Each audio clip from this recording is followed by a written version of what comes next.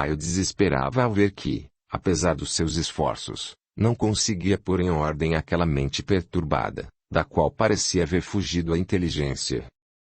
Virgílio, com a morte na alma, com o coração despedaçado pela mais intensa dor, julgando completamente inútil a sua permanência naquele lar, onde acabava de presenciar a derrocada de todas as suas ilusões, despediu-se de Caio, que bem pouca atenção lhe prestou, e saiu. Ao atravessar a pequena porta do fundo do jardim, voltou-se a contemplar com tristeza aqueles canteiros de flores, cuja poética perspectiva tanto contribuíra para embelezar o idílio que durante aqueles meses o fizeram tão venturoso. Enganei-me, murmurou. Se não ouvisse dos seus próprios lábios a terrível confissão, jamais o acreditaria. Não era o anjo puro que tanto amava e já aparecia nos meus sonhos. Triste de mim. Mesmo sabendo-a contaminada pela mancha do pecado, sinto que ainda a amo. Uma lágrima de dor lhe deslizou pelo pálido rosto. Soltou um suspiro de angústia e dirigiu-se, lento, a caminho do seu lar, onde se recolheu ao leito, presa de intensa febre. Naquela noite, não compareceu à reunião dos cristãos, e os seus dois amigos, Arcádio e Aurélio, sozinhos, tomaram conta dos trabalhos. Estranhando, porém, sobremaneira tal ausência, e temendo estivesse doente, decidiram visitá-lo. Logo no dia seguinte, apenas a aurora abria no firmamento seu brilhante leque de cores maravilhosas, os dois amigos batiam à porta de Virgílio.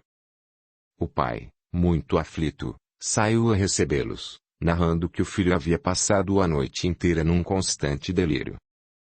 Os dois amigos entraram, e Virgílio, cuja febre diminuíra, os recebeu carinhosamente, pretendendo levantar-se do leito, ao que os dois se opuseram. Que é isso, meu caro? Perguntou Aurélio. Sofres? Como sabes, somos amigos.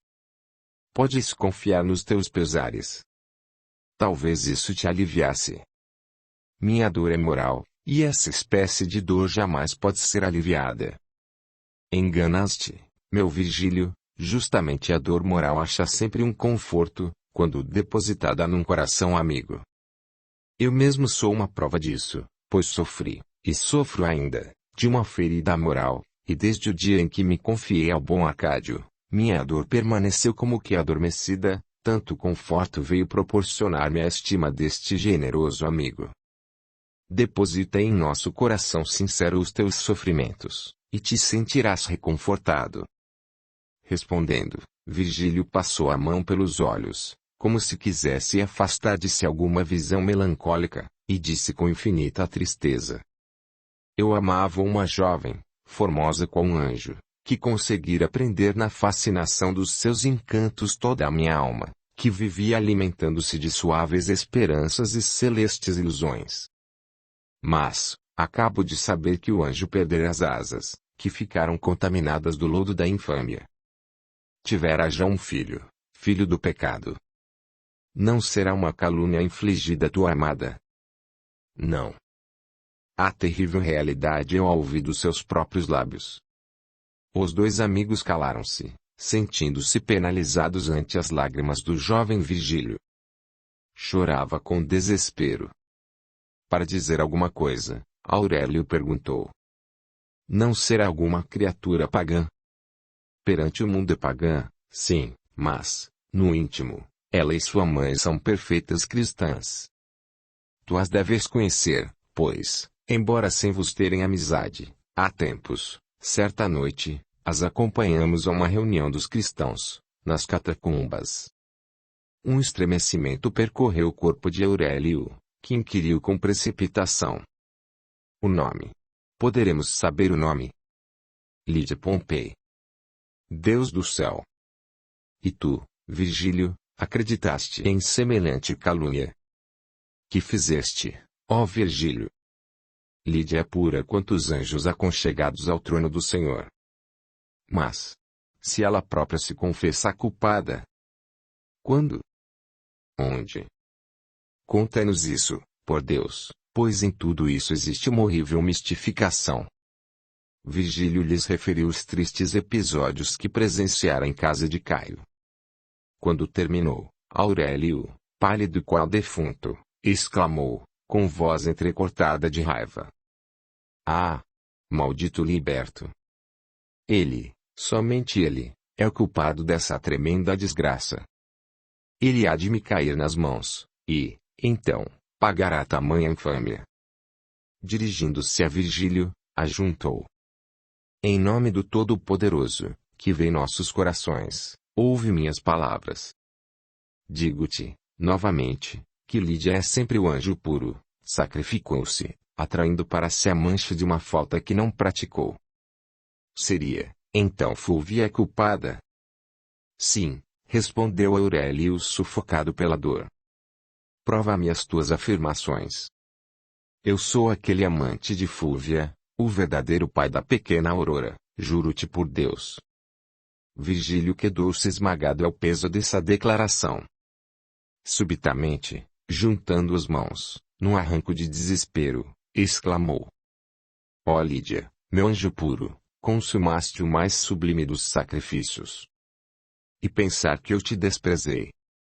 Desatou em amargo pranto de remorso. "Não chores", disse, então, Arcádio. "Não devemos perder tempo em inúteis exclamações. Vamos revolver Roma inteira, até encontrá-la." Seguidamente, os dois amigos se levantaram, e, após marcarem encontro para essa mesma noite, na Assembleia dos Cristãos, separaram-se. Imediatamente procuraram a moça pelos lugares onde sabiam haver maior número de cristãos, porém inutilmente. Lídia não foi encontrada, nem sequer puderam avistá-la. "Talvez apareça hoje de noite na Assembleia", lembrou Arcádio. "É verdade. Se vier, não me passará incógnita." Chegou a hora da reunião. A sala estava repleta de crentes. Da multidão elevava-se um forte murmúrio de preces. Sabia-se que Nério dera ordens para tenaz perseguição e captura. Conheciam o fato das tochas humanas, untadas de alcatrão, que haviam iluminado o jardim durante a última orgia, e a sua fé, longe de esmorecer, mais se acendeu. Mesmo sabendo que talvez se encaminhassem para a morte, não deixariam de acudir todos naquela noite, na ânsia de fundirem suas preces ao Altíssimo e prepararem a alma para um possível sacrifício. Dizia-se que, desde alguns dias, as feras do circo atroavam os ares com os seus rugidos. Estavam famintas. Sussurrava-se que Nero queria divertir o povo, para atrair as suas simpatias, e, nas suas conversas com os palacianos, associava as feras do circo com o nome dos cristãos. Pairava na atmosfera romana um sopro macabro e sangrento. Aqueles entes entreolhavam-se, pálidos e taciturnos, como se tristes pressentimentos lhes agitassem o íntimo. E apesar desse triste pressentimento e da atmosfera de sacrifício que pairava no recinto, misturavam as suas preces, elevando a Deus emanação espiritual das suas almas simples. Quem perscrutasse atentamente aquela multidão, teria podido ver perfeitamente que não era tão homogênea quanto, num relance de olhos, parecia. Muitos daqueles cristãos, por debaixo das carapuças que lhes cobriam as cabeças, dirigiam-se olhares de inteligência. Lídia, Zema e a velha amiga, em cuja casa se refugiaram, encontravam-se lá também. Lídia tinha o rosto quase totalmente coberto pelo manto, de maneira que não eram visíveis as suas belas feições. Sentia-se inquieta, notando os olhares que permutavam aqueles cristãos, cujos rostos meio encobertos nada mostravam de sinceros. A porta do fundo abriu, e os três amigos apareceram. Após uma inclinação de cabeça, murmurando o costumado "paz seja convosco", foram ocupar os seus lugares. Aurélio levantou-se, e, desdobrando o pergaminho, principiou, em alta voz, a ler uma das passagens da vida do mestre. Virgílio, após dirigir um olhar de indiferença à multidão, concentrou-se, como absorvido nas suas recordações. Arcádio passeava os olhos pelos fiéis, detendo-se naqueles cujos rostos não podia ver, por se acharem velados com os mantos. Lídia, diante da insistência daquele olhar inquiridor, sentiu um estremecimento percorrer-lhe o corpo e, como se adivinhasse o pensamento de Arcádio, isto é, como pressentindo que era ela quem procurava, puxou sobre a fronte a ponta do manto, deixando uma abertura apenas, para poder vigiar os movimentos e sinais que entre si trocavam os esquisitos companheiros. Chegava Aurélio já ao fim da leitura, quando Lídia viu, com espanto, que um dos presentes mais próximos se inclinou para o lado do seu vizinho, a cujo ouvido murmurou algumas palavras misteriosas, que ela não pôde compreender. Aquele homem, ao inclinar-se ao ouvido do contíguo, deixou escorregar um pouco a carapuça que lhe cobria a cabeça. Foi pouco, mas o bastante para que Lídia pudesse ver brilhar, mesmo à luz mortiça das lâmpadas, o capacete metálico dos pretorianos de Nero. A donzela levantou-se, como que impelida por algum aviso, e gritou: "Foge, meu amado Virgílio, aqui estão os guardas do imperador." Seguiu-se um tumulto indescritível. Todos gritavam, procurando fugir pela porta da saída, mas, esta, estava fechada. Virgílio deu meia volta e desapareceu pela do fundo. Seus dois companheiros quiseram imitá-lo, mas encontraram-se com um soldado que, não podendo impedir a fuga de Virgílio, lhes cortou a retirada. Os mantos e carapuças caíram e uma dúzia de homens armados, em cujas cabeças reluziam os capacetes da milícia de Nero, apareceu no meio da assustada multidão de cristãos, que se inclinaram ao grito de "Todos presos em nome de César." Lídia, cujo formoso rosto brilhava já aureolado pelo halo santo do martírio, exclamou em alta voz: "Meus irmãozinhos, sejamos dignos da nossa fé. Saibamos morrer, gloriosamente, em honra de Jesus Cristo." "Cala-te, insensata", respondeu-lhe um soldado manietando-a prontamente. Os cristãos elevaram suas vozes em hinos de glória a Jesus, enquanto os esbirros os atavam, a cordas, apertando enraivecidos os nós, tão barbaramente, que muitos ficaram com os pulsos sangrando. Imediatamente o capitão dos assalariados de Nero, abrindo a porta da rua, gritou: "Em marcha!" Os inermes cristãos, empurrados brutalmente por aquelas feras humanas, puseram-se a caminho dos cárceres do palácio de César.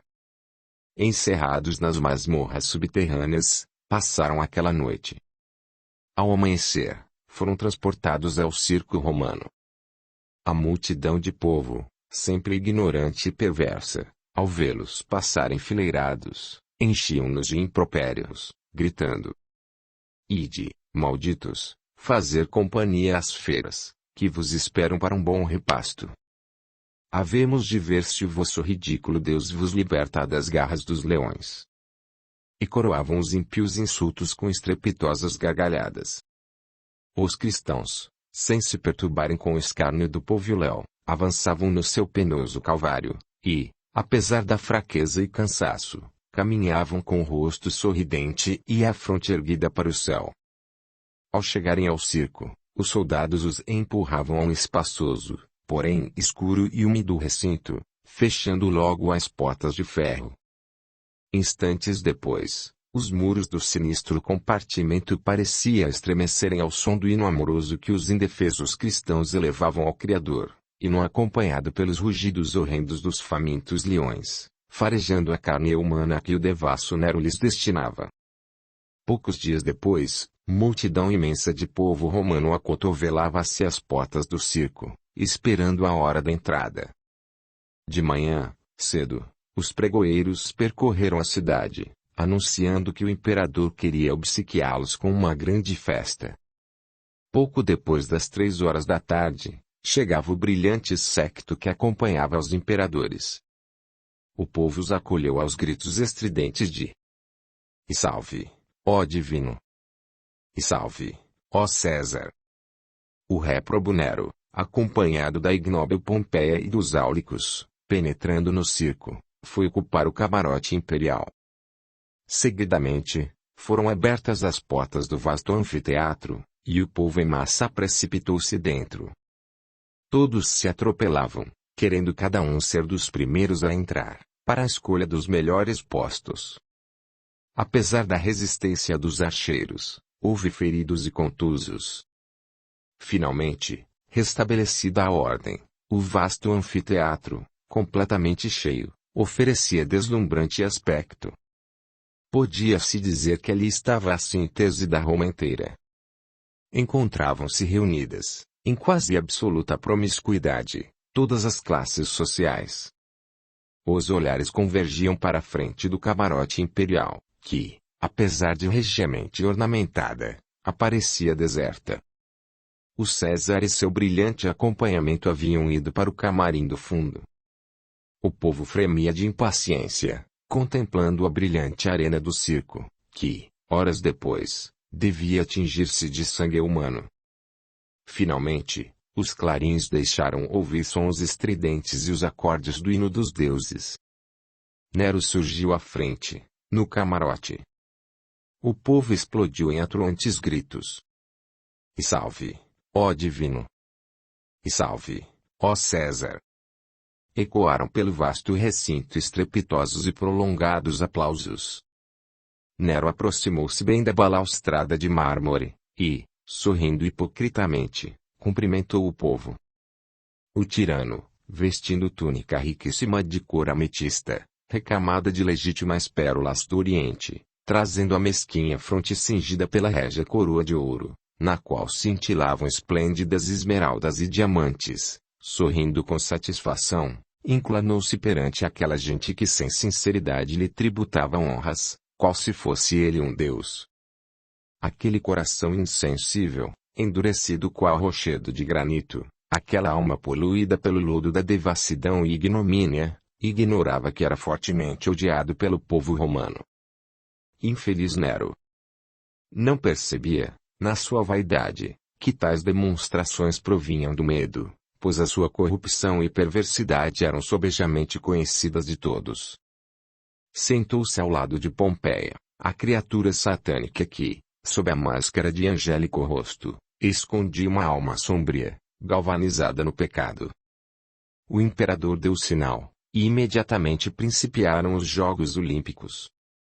Vários atletas se apresentaram na arena, e, depois dos cumprimentos a César e ao povo, atiraram-se com fúria uns contra os outros. Seguiram-se instantes de luta encaniçada, luta de morte, em que cada lutador procurava eliminar o rival. Momentos depois, a luta terminava, e os vencedores, com o pé sobre os corpos ensanguentados dos vencidos exânimes na areia, recebiam, sorrindo orgulhosamente, a calorosa manifestação de entusiasmo da imensa multidão que enchia o vasto circo, vibrando sob a tempestade dos gritos e aplausos. Os vencedores abandonaram o circo, os corpos dos vencidos foram retirados da areia, logo renovada. Seguiu-se longo intervalo, pois a primeira parte da festa terminara. O povo principiou a impacientar-se, manifestando seu desagrado com demonstrações de aborrecimento. Então, Nero, com indefinível sorriso nos lábios, estirou o braço, e imediatamente as portas do cárcere se abriram, sendo precipitada na arena do circo a leva de seres humanos, violentamente empurrados pelos guardas. Os tristes seres, saindo da semi-treva, tiveram um instante de deslumbramento e fixavam os olhos espantados na imensa turba que se agitava nas arquibancadas. Logo, foram avançando para o centro do circo, e, voltando os olhos para o velário, uns de pé, outros de joelhos, principiaram a entoar hinos a Jesus. Desditosos. Ali havia mulheres, velhos e crianças, com o rosto desfigurado pelas privações, e todos pobremente vestidos. A multidão, ao vê-los, eclodiu em ensurdecedora vozeria, gritando: Os cristãos! Os cristãos! Os tribunos e palatinos contemplavam silenciosamente aquele triste espetáculo, bem adivinhavam que em breve alguma coisa de terrível ia ocorrer. Os cristãos, sem afastar os olhos do velário, continuavam os hinos a Jesus, aliados de tudo quanto se passava em redor. Nos seus pálidos rostos brilhava a chama sagrada da inspiração. Subitamente, grande silêncio se fez, silêncio completo, tão profundo que se poderia perceber o mais tênue rumor. De todos os peitos irrompeu uma exclamação de espanto, os olhares convergiram a um mesmo ponto. Nero, que já se dispunha a estirar novamente o braço, para dar a ordem fatal, deteve-se brusco, para contemplar, altamente surpreendido, algo que se passava na arena. Nos seus olhos brilhou o tabe da chama, impudica, enquanto os lábios moveram um satânico sorriso. Na porta de entrada, Lídia Pompei acabava de aparecer. Erguendo ativamente a formosa cabeça, arrastando a comprida cauda da sua túnica franjada de ouro, pela areia ainda embebida de sangue, a formosa donzela foi avançando lentamente, até reunir-se ao grupo heróico que os seus irmãos em crença formavam no próprio centro do anfiteatro. Ali, erguendo ao céu os seus esplêndidos olhos de um azul puríssimo e cruzando as mãos sobre o peito virginal, juntou linda voz ao hino dos cristãos. Que bela estava naquela atitude! As suas formas esculturais de estátua grega, o seu rosto angélico, esplendidamente belo, despertaram no seio da multidão os mais desencontrados sentimentos. O ar nobre e altamente distinto que se desprendia da sua formosa figura, atraiu as simpatias dos tribunos e palatinos. Alguns principiaram a murmurar: é Lídia, a nobre filha dos Pompei. E alguns dentre eles, os mais ousados talvez, envolveram a desprezível figura de Nero com os seus olhares ameaçadores. O aparecimento da gentil donzela arrancou 2 gritos que partiram do lado dos camarotes próximos ao camarim imperial. Num desses, encontrava-se Caio, acompanhado de Fúvia e Isadias. Caio fora convidado ao espetáculo festivo pelo próprio Nero, e, para distrair Fúvia, a ver se conseguia tirá-la do estado de marasmo em que ficara, acudir ao convite, bem longe de imaginar que, entre a turba de cristãos que lhe eram tão odiosos e cujo sacrifício ia presenciar, poderia encontrar a sua própria filha. Ao entrar no circo, encontrou Isadias, a quem convidou a acompanhá-lo. Este aceitou, e orgulhosamente ficou a seu lado, no camarote que César destinara ao amigo. Fúvia, na sua inconsciência, ali permanecia, contemplando tudo com olhares vagos, alheia à admiração que a sua beleza despertava ainda entre os palatinos. Mas, ao ver Lídia aparecer na arena e juntar-se aos cristãos, a sua razão adormecida sofreu natural reação, e emitiu coração de pai dilacerado, afogou o sentimento, antepondo-lhe o preconceito de crença, e, comprimindo o braço de Fúvia, disse-lhe com voz surda: cala-te. Ela se tomou cristã, após manchar a minha honra, morra, pois, entre os malditos. Isadias sorriu triunfante, pensando, com infernal júbilo: venci-te para sempre. Fúvia contemplava a donzela com enlevo. Toda a sua vida se absorvera na contemplação da filhara adorada. Seu peito arfava dolorosamente. Parecia próxima a cair num torpor nervoso. Outro grito partira dos lábios de um jovem que se achava junto ao camarote de Caio, devorando com os olhos, plenos de ódio, as Isadias. Era Virgílio, que acudira ao circo para dar o último adeus aos queridos amigos Aurélio e Arcádio, que se achavam confundidos na massa dos cristãos, pois, como se sabe, haviam sido presos juntamente com os componentes da Assembleia. O que jamais poderia ter suposto era que Lídia também fosse aprisionada. Ao penetrar no circo, viu Isadias juntamente com Caio e Fúvia, num camarote. Ao divisar aquele que tão abruptamente cortara a sua felicidade futura, não pôde conter-se, e procurou aproximar-se do camarote, o que conseguiu, não sem grandes dificuldades. Resolveu não perder de vista, e tão atento estava, cuidando dos seus menores movimentos com o coração cheio de ódio e vingança, que não reparou na arena. O grito de Fúvia e o seu olhar fito despertaram-lhe a atenção, e, seguindo o rumo daquele olhar de Fúvia, deu com a formosa figura de Lídia, de pé, no meio dos cristãos. Seus lábios abriram-se e soltou o segundo grito, que também ecoou dolorosamente no vasto recinto. Lídia, sentindo que o eco daqueles dois gritos lhe penetrava o coração, fixou o olhar no camarote, e, ao ver o Fúvia, seus lábios se entreabriram em suave e triste sorriso. Junto ao camarote, viu Virgílio, e levou as mãos ao coração, sentindo que este se oprimia de angústia. Perdoa-me, Lídia, meu anjo, sei que és inocente. Estas palavras de Virgílio chegaram aos seus ouvidos, penetrando-lhe no coração, qual bálsamo divino. Elevou os olhos ao céu em reconhecimento pelo conforto que, no instante tão próximo do final de seu martírio, lhe era permitido, isto é, ver aquela pela qual se sacrificara e sentir-se perdoada e querida pelo ente a quem seu coração escolhera, e cujo afeto remontava a longínquas, passadas eras. Virgílio, e assim Fúvia, esqueceu-se do lugar em que estava, para se absorver na contemplação daquele ser pelo qual daria até a última gota do seu sangue. Após a confirmação da sua completa inocência, tornavam a encontrá-la, mas em tristes e irremediáveis circunstâncias. Entre cristãos sentenciados à mais horrível das mortes. Faltavam poucos minutos para que aquele anjo puro caísse nas garras dos leões. Perante tão desconsoladoras perspectivas, o jovem sentia-se passar por morte 100 vezes pior do que aquela que aguardava a sua amada. Lídia murmurava uma prece ao Altíssimo em favor dos seus entes amados, que ia deixar entregues a si próprios, naquele triste vale de amarguras. Dos seus olhos desprenderam-se duas cristalinas lágrimas, que, quais puríssimos diamantes, foram perder-se em cintilações, nas alvuras da sua túnica. Fez-se completo e profundo silêncio. Todos os ânimos pareciam constrangidos. Esperava-se a ordem fatal de César.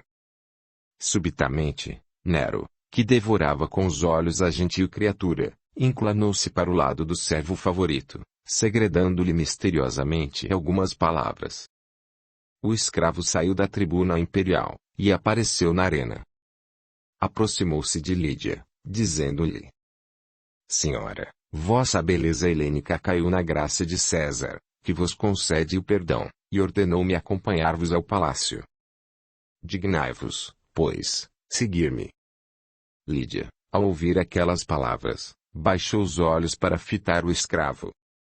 O seu marmóreo rosto havia enrubescido de indignação e vergonha que lhe causava a indigna proposta, e, então, respondeu com firmeza: Podeis declarar ao vosso amo, que Lídia Pompei prefere morrer mártir a ser concubina de um devasso. Audiolivro realizado pelo canal Surya Chand Audiobook. O escravo correu a dar a resposta de Lídia a Nero, que, encolerizado pela afronta, estendeu um braço. Imediatamente, ouviu-se o ranger da férrea porta e apareceu na arena uma dúzia de esfaimados leões, que se precipitaram no meio de espantosos rugidos sobre os indefesos cristãos. A multidão desatou novamente em algazarra infernal. Os tribunos e palatinos voltaram a cabeça horrorizados com aquele terrível espetáculo. Foi uma verdadeira carnificina humana. Lídia continuava a oferecer ao Criador a fragrância da sua alma puríssima. Uma das feras se aproximara, e chegara mesmo a rasgar-lhe a finíssima cauda da túnica, porém, como que recuava. Aproximou-se outra vez, afastando-se novamente e deixando-se finalmente ficar a pouca distância, a contemplar, com olhos ávidos, a presa. A donzela parecia visivelmente envolvida numa aura que a circundava completamente. Ouvindo os tristes gemidos dos seus irmãos, baixou a cabeça e, ao ver que estava sozinha, de pé, no meio daqueles montículos de restos ensanguentados, percebendo a fera, que a contemplava de olhos fosforescentes, elevou novamente a vista, exclamando: Meu Deus! Por que hei de ser poupada? Serei, talvez, menos digna do que todos estes queridos irmãozinhos. Sem afastar a vista do velário, estendendo os braços, avançou corajosamente ao encontro do leão, que, ao vê-la aproximar-se daquela forma, encolheu-se todo, e, dando um salto, precipitou-se sobre ela, enterrando dentes e garras naquelas carnes puríssimas, das quais jorrou, abundante, o precioso licor da vida. Esta cena causou geral indignação e escândalo nos tribunos e palatinos, que, conhecendo sobejamente a nobre procedência de Lídia, sentiram-se condoídos em seus corações, ao presenciar-lhe o fim heróico. Enquanto na arena Lídia caía estraçalhada, sob as garras da fera terrível, no camarote de Caio se desenrolava cena estranha, prelúdio de subsequente tragédia. Fúvia soltou outro grito de angústia, e levantou-se, disposta a precipitar-se na arena. Caio segurou-a fortemente, e, temendo que a cena acabasse levando ao abismo da loucura, implorou carinhosamente: "Sossega, minha Fúvia. Eu não sabia que nossa filha estivesse entre os cristãos. Caso contrário, não teríamos presenciado a sua morte." Fúvia, que, ante a consumação do sacrifício daquele anjo, recuperara o raciocínio, desvencilhou-se dos braços de Caio e distanciou-se, exclamando com voz sombria: "Para trás. És um monstro. Eu sou culpada, mas tu és pior ainda do que eu. Sacrificaste a própria filha. Para trás. Causas-me horror. Que dizes? Culpada tu? Sim, nossa Lídia era inocente, pura, um anjo do céu. Que dizes? Aurora é minha filha. Tive a do meu amante, que acaba de perecer aí embaixo entre os cristãos, junto de minha filha. Mentes. Olha lá embaixo." E Aurélio. E apontava-lhe um corpo horrivelmente mutilado, cujos olhos, dir-se-ia, contemplavam Fúvia num último olhar de adoração. "Mentes, repito", insistiu Caio com um rugido de raiva, segurando-a pelos pulsos, dirigindo-lhe um olhar ameaçador. "Não minto não", retorquiu Fúvia, corajosamente. "Enganei-te completamente, sou cristã também, e odeio os teus falsos deuses. Mata-me, livra-me da tua presença, pois eu te desprezo, parricida." Ele teve ímpetos de a estrangular ali mesmo, acalmou-se, porém, subitamente. Olhou em torno de si. Ninguém reparara naquela terrível cena. Todos os olhares estavam fixos no espetáculo das feiras. Zadias desaparecera.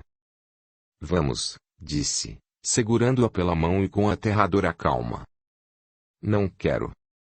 "Aonde me conduzes?" "A como te minha casa." "Não, quero morrer aqui, junto de minha Lídia." "Em casa morrerás." "É bastante o que já fizeste, vil criatura."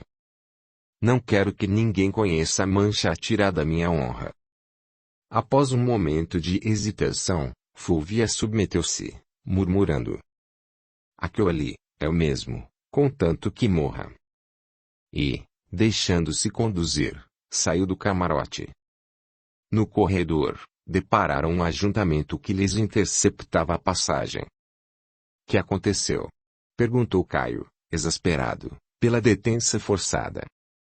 "Mataram um homem", respondeu-lhe um rapaz.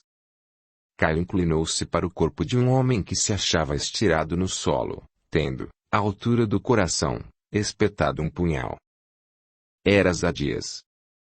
Voltou a cabeça para o lado, num gesto de indiferença, e, sem deixar a mão de Fúvia, arrastou-a por entre a gente apinhada, até junto da liteira, na qual subiram. Esta seguiu direção de casa. Virgílio havia percebido quanto se passara no camarote de Caio. Ouviu mesmo a confissão de Fúvia ao esposo. Viu a raiva apossar-se de Caio, e adivinhou a tragédia consequente. Viu também Zadias levantar-se e procurar precipitadamente a saída do local.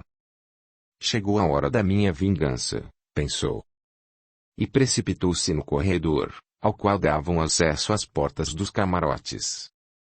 Chegou a tempo de cortar a retirada do liberto, que vinha correndo, e, pegando por um braço, ao mesmo tempo que brandia na mão direita um punhal, gritou-lhe, com acento ameaçador: "Morre, infame, traidor!" vai habitar nos antros sinistros que as parcas te reservam, ó alma condenada. E, de um só golpe, lhe enterrava a lâmina no peito, atravessando-lhe o coração. Zadias, surpreendido, não teve tempo de se defender. Tombou, proferindo horrível blasfêmia e contorcendo-se nos espasmos da agonia. Virgílio correu até as arquibancadas e, apoiando as mãos na balaustrada, deu impulso ao corpo, precipitando-se na arena, em meio dos despojos dos cristãos. Quase no mesmo instante, morria, despedaçado pelas garras de um leão, que a ele se atirou. A liteira de Caio chegava a penates. O romano desceu, e Fúvia fez outro tanto. Ambos entraram. Espera aí, ordenou Caio com voz soturna, penetrando no dormitório. Abriu rapidamente uma armação envidraçada. Tomando um vidrinho, destampou-o, vindo esvaziar o conteúdo num copo com água, deixando-o ficar sobre o mármore da mesinha junto ao triclinium de Fúvia. Chamou-a. Ela apareceu no dormitório, indo sentar-se no triclínio. E o castigo? Perguntou. Vais tê-lo. Homem estranho, murmurou. E, sentindo a garganta seca, olhou para a mesinha onde viu o copo.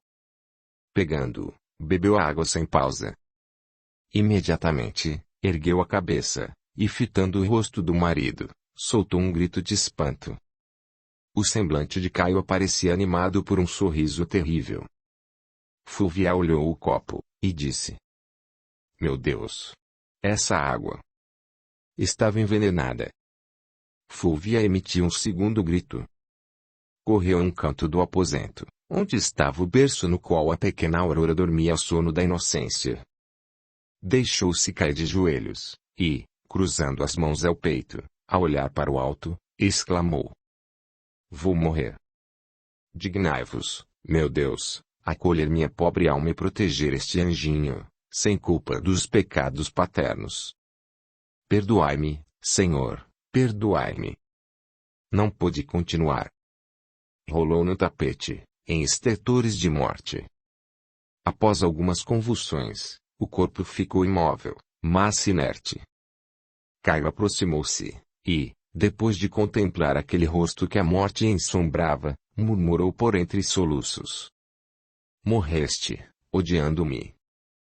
Recebeste a morte das minhas próprias mãos. E, todavia, amo-te. E, ocultando o rosto com as mãos, desatou em amargo pranto. No dia seguinte, o corpo de Fúvia, por entre pompas fúnebres, saía do palacete, acompanhado por numeroso séquito, rumo ao túmulo. Ninguém desconfiou dos dramáticos acontecimentos desenrolados naquela morada, e, se alguém conseguiu desvendar alguma coisa, guardou consigo o segredo. Dias depois, Caio confiou a pequena Aurora a uma fiel escrava, dando-lhe ao mesmo tempo verdadeira fortuna, para que a criasse em abundância e conforto. Vendeu o palacete, e tudo quanto nele havia, e distribuiu aos pobres de Roma avultadíssimas quantias. Depois, desapareceu de todos. Algum tempo mais tarde, podia ver-se, vagando pelas ruas e praças de Roma, um homem, apoiando-se num bordão, andando com dificuldade, o rosto emagrecido, desfigurado mais pelos sofrimentos morais do que pelas privações. Um dia, foi encontrado morto, junto da casa onde outrora vivera feliz e opulento. Pobre Caio! Quando os escravos da luxuosa vivenda o encontraram e, obedecendo a ordens dos seus donos, correram a levantá-lo, notaram, com surpresa, que, junto dos seus lábios, se achava o glorioso signo da redenção. No derradeiro instante de sua existência, reconciliara-se com Jesus, a quem tanto havia desprezado. Conclusão: era um espaço brilhante, inundado por célicos reflexos de uma luz divina, maravilhosa, cheio de estrelas multicores e das mais variadas dimensões. Por momentos, daquelas estrelas emergiam os indecisos contornos de rostos maravilhosos, de beleza angelical, para, apagando-se novamente, se confundirem no luminoso conjunto. Subitamente, novas estrelas foram subindo das mais baixas atmosferas, a confundirem-se na aglomeração das cintilantes rutilâncias. Uma das últimas que subiu, passou pela transformação, esboçando as vagas linhas de um rosto de rara formosura. Meu Deus! Quanto lhe está demorando, disse. E olhando uma forma que vinha subindo, ajuntou, soltando um triste suspiro. Até que enfim. Aí vem. A forma deteve-se precisamente aos seus pés. Era um jovem todo ensanguentado que projetava a escura mancha naquele espaço brilhante. Virgílio. O moço abriu os olhos. Levantou-se, e, alongando os braços, exclamou com enlevo. És tu, Lídia? Sim, sou eu, amado Virgílio. Novamente nos encontramos, mas, bem podes ver, meu irmãozinho, ainda não singraremos juntos por estes espaços. O jovem contemplou-se, e, com espanto, exclamou. Sangue! Sangue! Sim, meu amado, sangue que derramaste. Mas eu matei para te vingar. Deus disse. Não matarás, e Jesus, no alto da cruz, modelou a sua vingança nestas palavras. Perdoai-lhes, meu Pai, pois não sabem o que fazem. É verdade. Fale de novo, disse o mancebo desfeito em pranto. Sossega, meu bem-amado, pois nem tudo está perdido. Que fazer agora? Como proceder para me aproximar de ti?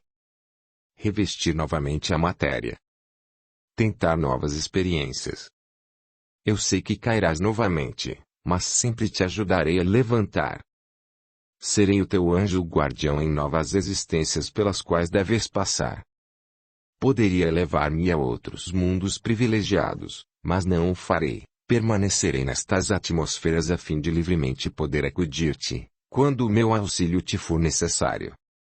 E, quando a tua alma estiver preparada para receber a luz da revelação, que deverá tornar-te digno destas alturas, então descerei à humanidade, embora por pouco tempo.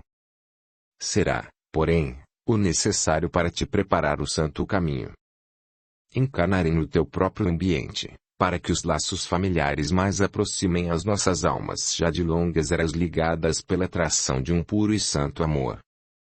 Tu me animas, ó minha Lídia, quero, sim, tornar-me digno de ti. Volto ao planeta, para ver se consigo desta vez ser mais feliz.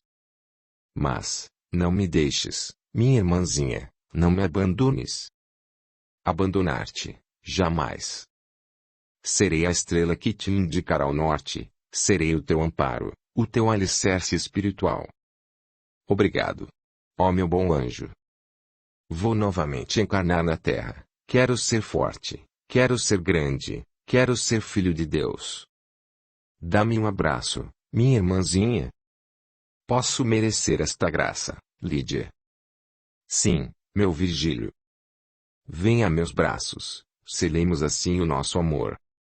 Desce agora ao triste planeta, reveste a tua alma de nova matéria, trabalha, luta, reforma-te, aprende, pois só assim se alcança a almejada perfeição. Apêndice. Alda. Última encarnação de Lídia Pompei. Prefácio da segunda edição. Quando Lídia, ao partir para o mundo cristiano, me disse que deixava a cargo do nosso grande protetor, Adriano de Mendoza, psicografar o romance de sua remota existência, supus que ela deixara as suas memórias já escritas, e que o trabalho seria apenas de transportá-las ao papel por meio do médium.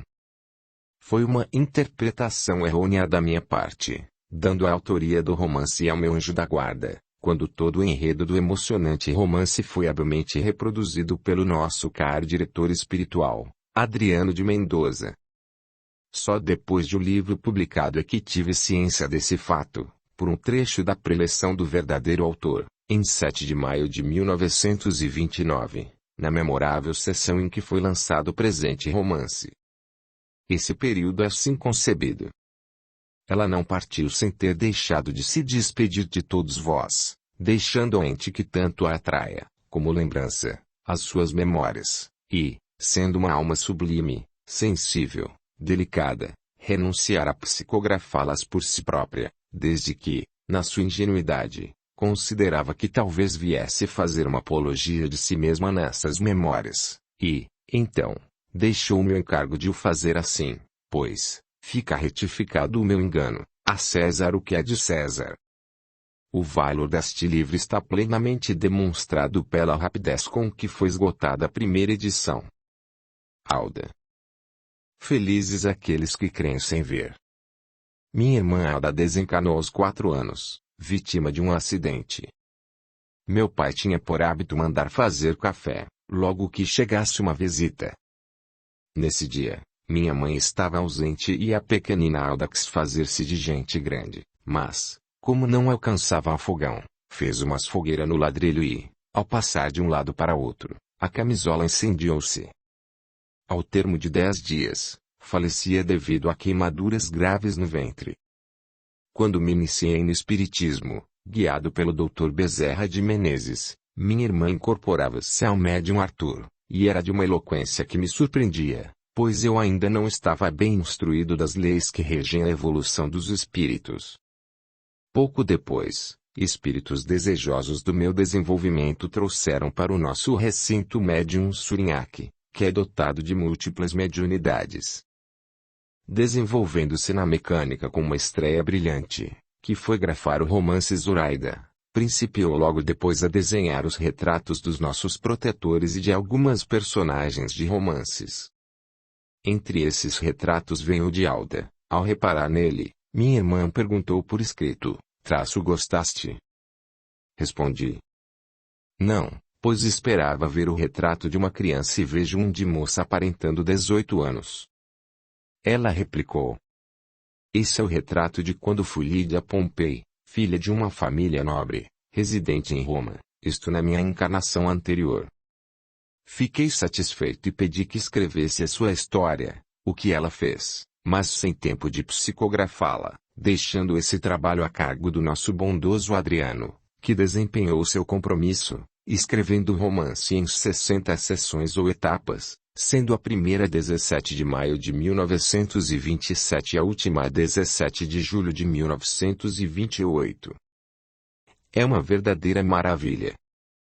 É uma felicidade inaudita, que vem sensibilizar todas as minhas fibras emotivas. Ter que editar um romance do qual fiz parte há perto de 2000 anos. Quase ninguém acredita, mas eu creio. E será quanto basta? Não, certamente. Hão de perdoar que o meu nome seja tão repetido.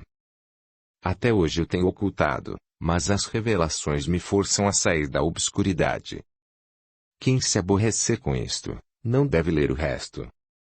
Alda nasceu e desencarnou na cidade de Vassouras, estado do Rio de Janeiro, isto há 6 decênios, aproximadamente. Teve uma existência muito curta, parecendo mesmo que foi apenas para cumprir sua promessa de reencarnar na minha família, e também para completar o tempo de sua passagem neste planeta, onde só teve martírios e sofrimentos. O verdadeiro retrato de Alda é o que está no começo deste apêndice, sentada ao colo do nosso tio Cândido. Coisa esquisita. Porque minhas tias guardaram esse retrato durante 12 lustros para só me entregarem há pouco tempo. Não parece que estava destinado a esta reprodução? O menino parecido com Garibaldi, sou eu. O retrato de Lídia, que está no princípio desta história, não é reprodução fiel, porque Lídia, radiante de beleza, tem cabelos de ouro e olhos azuis, e estes detalhes não podem ser reproduzidos em tintas pretas. Fiquei muito emocionado quando, pela primeira vez, ela conversou comigo. O médium Surinhaque saiu da corrente, deu volta à mesa e veio postar-se atrás de mim, dando esta primeira comunicação. Irmãozinho querido, luz, paz e amor. Oh! Felicidade! Finalmente, consegui corporizar-me e para te dizer. Querido irmão Amauri, eis-me perto de ti. Não tiveste uma intuição? Eu sou Alda. Irmãozinho, caminha pressuroso pela senda encantadora. Choras? Bendito seja o orvalho dessas lágrimas confortadoras, que, ao caírem no coração, derramam nele o bálsamo de suave consolação. Avante, irmão querido, segue sempre este nobre destino, pois são os anjos do espaço que te guiam por este florescente caminho. Não vês, irmãozinho querido, nesse longínquo horizonte difundir-se uma luz suave? É a luz da eternidade, da qual poderás fruir, no dia em que deixares esse invólucro material. Eu te espero, irmão querido, espero naquelas alturas onde as almas nobres e purificadas gozam inefáveis doçuras. Lá, a vida feliz suavemente desliza por entre uma senda de flores, e essas almas se compreendem, fundem seus castos amores. Até breve, caro irmão. Paz a ti a todos os presentes. Já em abril de 1926, nosso protetor Adriano fez uma referência ao romance de Lídia, do qual reproduziu algumas passagens. Transcrevo esse relato porque encerra bons conselhos. Tem o título de Mártires do Cristianismo. Eu quisera abandonar isso, porém, não posso. Bem quisera desprender-me desse meu hábito, mas não possuo a força necessária para fazê-lo. Estas são, caros amigos, as palavras que frequentemente ouvimos. Palavras que nos demonstram a fraquíssima força de vontade de todos quantos as proferem. Para que vejais, caros amigos, o poder da força de vontade, quando impelida pelo desejo veemente de nos elevarmos acima das paixões humanas, farei, a largos traços, o relato do episódio trágico e final de uma das existências de uma alma que, embora animada num corpo frágil por natureza, teve a força suficiente para, desprezando as falsas glórias do mundo, abraçar amorosamente a palma do martírio, atingindo por esta forma a alta perfeição. Caros amigos, o vasto circo romano acaba de abrir suas portas, entrando impetuosamente a multidão imensa, que estacionava fora, ávida de presenciar o espetáculo que Nero anunciara. Num instante o grandioso anfiteatro estava repleto de povo. Nas arquibancadas, podiam ver-se os tribunos, cônsules e altos dignitários do palácio, e damas que, com grande escândalo e impudicícia, ostentavam seus corpos apenas velados pela finíssima gaze das suas túnicas orientais, surpreendentes de pedrarias. Num dado momento, todos se ergueram, e, destacando-se da tempestade de aplausos, ecoaram no recinto as aclamações de "E salve, ó divino! E salve, Augusto! E salve, ó César!"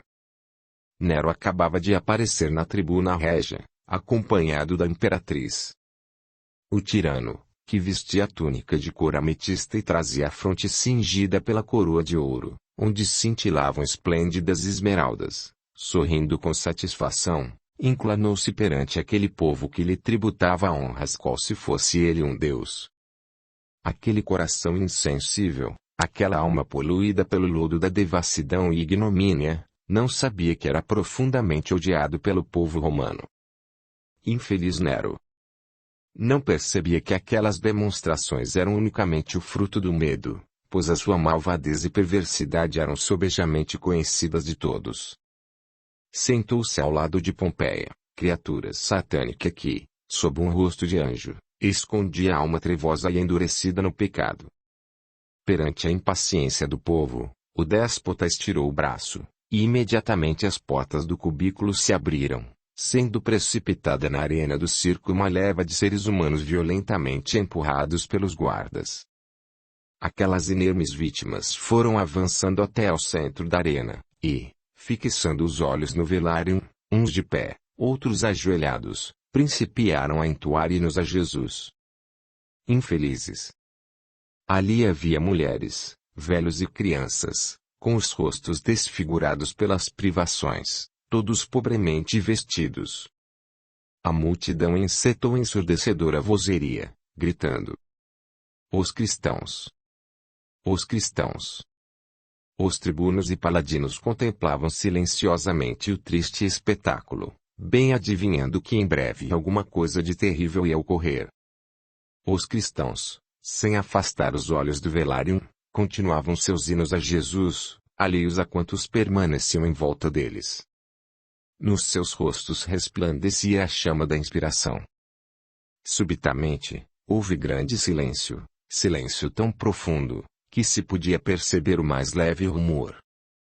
De todos os peitos irrompeu uma exclamação de espanto, e todos os olhares foram dirigidos a um mesmo ponto. Nero, que já se dispunha a estirar novamente o braço para a ordem fatal, deteve-se a contemplar, altamente surpreendido, algo que acontecia na arena. Nos seus olhos brilhava uma chama impúdica, enquanto os lábios esboçavam um satânico sorriso. Na porta do cubículo acabava de aparecer Lídia Pompei. Erguendo altivamente a formosa cabeça, a comprida cauda, da túnica, franjada de ouro, arrastando na areia embebida do sangue das últimas vítimas ali perecidas, a formosa donzela fora avançando lentamente, até reunir-se ao impressionante grupo que seus irmãos em crença formavam no centro do anfiteatro. Ali, erguendo aos céus esplendorosos olhos e cruzando as mãos, juntou sua voz ao hino dos cristãos. Que bela estava naquela atitude! As suas formas esculturais de estátua grega, o seu rosto angélico esplendidamente belo, despertaram no seio da multidão os mais desencontrados sentimentos.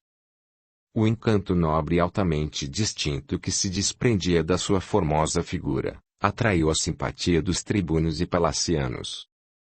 Alguns murmuraram: é Lídia, a nobre filha dos Pompei. E alguns dentre eles, os mais ousados talvez, envolveram a figura de Nero com olhares ameaçadores. Subitamente, o tirano, que parecia devorar com os olhos a gentil criatura, inclinou-se para o servo favorito, segredando-lhe misteriosamente ao ouvido algumas palavras. O escravo saiu da tribuna e apareceu na arena, e, aproximando-se de Lídia, lhe murmurou: Senhora, vossa beleza helênica caiu em graça de César, que vos concede perdão, e ordenou-me vos acompanhasse ao palácio. Dignai-vos, pois, seguir-me. Lídia, ao ouvir aquelas palavras, baixou os olhos, fitando o escravo. O seu marmóreo semblante ruborizara, pela indignação e vergonha que lhe causara a indigna proposta, e, então, respondeu com firmeza: Podeis declarar ao vosso amo que Lídia Pompei prefere morrer mártir a ser a concubina de um devasso. O escravo transmitiu a resposta de Lídia a Nero, e este, encolerizado, estendeu um braço. Imediatamente ouviu-se o ranger da férrea porta, e entrou na arena uma dúzia de esfaimados leões, que se precipitaram, em espantosos rugidos, sobre os indefesos cristãos. A multidão estrugiu novamente em infernal gritaria.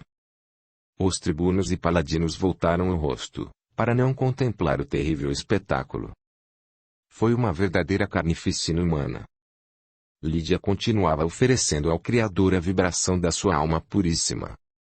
Uma das feras aproximara-se e chegara a rasgar-lhe a cauda da túnica, mas, como que espantada por algumas forças sobrenatural, recuava. Aproximou-se outra vez, afastando-se novamente, deixando-se ficar, a pouca distância, a contemplá-la com olhos ávidos. A donzela, ouvindo os tristes gemidos dos seus irmãos, baixou a cabeça, e, ao ver-se sozinha, de pé, no meio daqueles destroços de corpos ensanguentados, percebendo a fera, que a contemplava com olhos fosforescentes, elevou novamente a vista, exclamando: Meu Deus! Por que hei de ser poupada? Serei talvez menos digna do que esses queridos irmãozinhos. E, sem afastar a vista do velário, estendidos os braços, avançou corajosamente ao encontro da fera que, ao vê-la aproximar-se daquela forma, encolheu-se toda, e, dando um salto, precipitou-se sobre ela, enterrando dentes e garras naquelas carnes puríssimas, das quais jorrou abundantemente o precioso licor da vida. Esta cena ocorreu no meio de geral indignação e escândalo dos tribunos e paladinos, que, conhecendo sobejamente a nobre procedência de Lídia, sentiram-se condoídos em seus corações, ao presenciar tão heróico fim. Meus caros amigos, A breve narrativa que acabo de fazer-vos tem o intuito de demonstrar quanto a vontade, querendo, será auxiliada pelo desejo sincero de chegar a uma certa perfeição. E considerai, meus amigos, que unicamente conheceis uma ínfima parte das memórias daquele ser privilegiado. Algum dia, sabereis que, naquele sacrifício, se achava envolvido outro sacrifício, muito maior, mais nobre, mais sublime ainda, pois que ela tirava sobre si própria a mancha de uma ação não cometida. Sabia que, pronunciando uma palavra, se transformaria na mais feliz, na mais venturosa de todas as criaturas, sacrificava-se a um ser a quem adorava. Decidiu, pois, salvar aquela quem amava, e palavra não lhe saiu dos lábios, morrendo 2 vezes mártir. Mártir do seu amor à humanidade e mártir do seu amor ao Cristo. Procurai, pois, caros amigos, desprender-vos das imperfeições, e o conseguireis, se souberdes cultivar, desenvolver um desejo sincero de elevação acima das misérias humanas, e o conseguireis, se chegardes a convencer-vos de que, para atingir a perfeição, precisamos da dor e do sofrimento, e o conseguireis ainda, se vos compenetrardes de que todo o tempo que passamos imergidos na condição humana, representa bem pouca coisa, comparado com a própria eternidade. Deixai, pois, caros amigos, que os vossos corações sejam sempre envolvidos naquela aura sagrada que outrora animava os mártires do cristianismo. Sacrificai-vos pelo bem dos vossos semelhantes. Procurai fazer-vos sempre bem dignos do santo nome de cristãos. E aos sépticos e materialistas, que além da matéria nada percebem, procurai demonstrar que, se apresentar a ocasião, sabereis morrer com o sorriso nos lábios, mártires do vosso amor à humanidade, mártires do vosso amor ao Cristo. Em 19 de janeiro de 1926, Alda me fez esta despedida, por escrito. Lamento que a vidente da qual te utilizas não esteja mais desenvolvida, pois dificilmente poderá ver-me, visto a sua potência visual a alcançar apenas as baixas atmosferas. Desde que esta será a última vez que obterás comunicações minhas, nesta existência, vou expandir-me. Saberás, meu irmãozinho, que eu não posso sentir pelos seres de tua família o mesmo afeto que nutro por ti, especialmente por minha irmã Alda. Tenho outra irmã que tomou o mesmo nome, a quem não conheci na matéria, pois, quando ela encarnou no teu ambiente, eu me encontrava no espaço. Contigo é outro caso, meu irmãozinho querido, pois deves saber que o nosso afeto vem de longínquas existências. É de remotas eras que venho seguindo os teus passos. Já sabes, conforme te disse em outra oportunidade, que a minha última reencarnação foi para completar o tempo que me faltava para terminar a anterior, que me foi tirada antes do tempo, segundo saberás mais tarde. Agora, bem podia haver encarnado no outro lar, e se o fiz naquele em que estavas, foi pela razão seguinte. Quando apareci no espaço com o nome de Lídia Pompei, soube que estavas novamente na Terra, e como vi que esta tua existência era marcada para receberes a luz, que devia encher a tua alma e inclinar-te pela senda florescente da verdade, decidi tomar corpo no teu lar, pois bem sabia que, mais tarde, ao aparecer no teu caminho, para ser a guiadora dos teus passos na senda santa da verdade, teria mais força atrativa, usando o nome de Alda Fonseca, e não aquele de Lídia Pompei. Compreendes, meu irmãozinho? Esta é a razão por que não sinto a mesma intimidade de afetos pelas pessoas da família, qual a que sinto por ti. Na sessão solene feita para suas despedidas, a mesa ficou repleta de flores, pois todos os assistentes gostavam muito das preleções de Alda e quiseram prestar-lhe delicada homenagem. O médium, por demais sensitivo, reproduziu esta última preleção, com voz visivelmente tristonha. Dai-me forças, Santo Deus, para poder afastar-me deste ambiente tão querido. Meus queridos irmãozinhos, o grande amigo Adriano vos disse certa ocasião. O universo é uma corrente suspensa na imensidade, cujas pontas são seguras pelas mãos do Criador. Quanta sublime verdade contida nestas admiráveis palavras! Audiolivro realizado pelo canal Surya Chand Audiobook. Irmãozinhos, deveis saber que todos fazemos parte de uma engrenagem infinita, disposta pelas mãos augustas do Criador, e, quando vemos que um dos elos dessa corrente misteriosa se acha enfraquecido, estamos sempre dispostos a reforçá-lo, para que a criação possa reinar sempre em harmonia perfeitamente equilibrada. Por isso, irmãozinhos queridos, hoje desço a este recinto para despedir-me de todos, pois sou chamado a um outro mundo, que o olhar humano não pode perceber, tão grande a distância que dele vos separa. Irei tomar matéria, mas tão leve, tão diáfana, que se tornaria completamente invisível às vossas vistas. Lá, a existência desliza suave, e as sombras do pensamento são a imagem daqueles que lá vivem. São tão sublimes, tão excelsas, que transformam aquele mundo longínquo num verdadeiro paraíso de delícias. Ausento-me, pois, irmãozinhos queridos, jamais, porém, penseis que me esqueça de vós.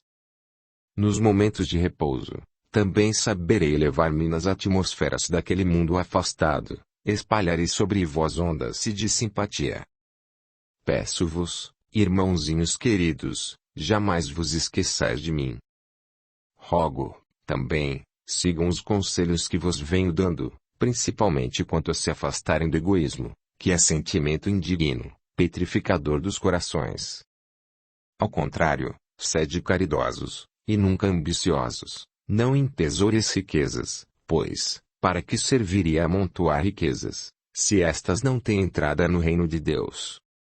Consolai os aflitos, enxugai o pranto dos que sofrem, assim procedendo, irmãozinhos queridos, conseguireis ganhar os imensos tesouros do céu.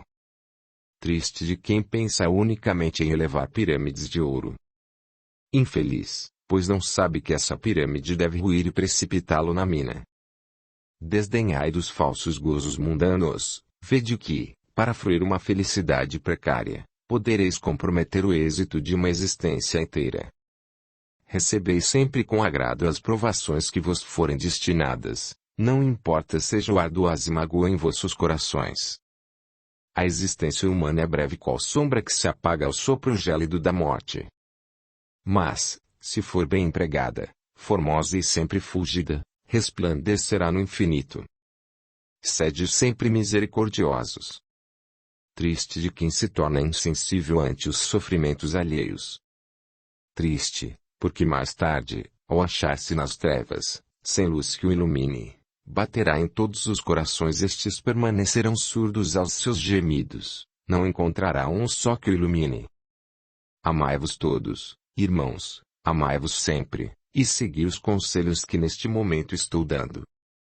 Assim atingireis a perfeição, e, ao desprender-vos da matéria, remontando aos espaços infinitos, podereis juntar vossas preces aos cânticos de glória que do universo inteiro se elevam ao Criador.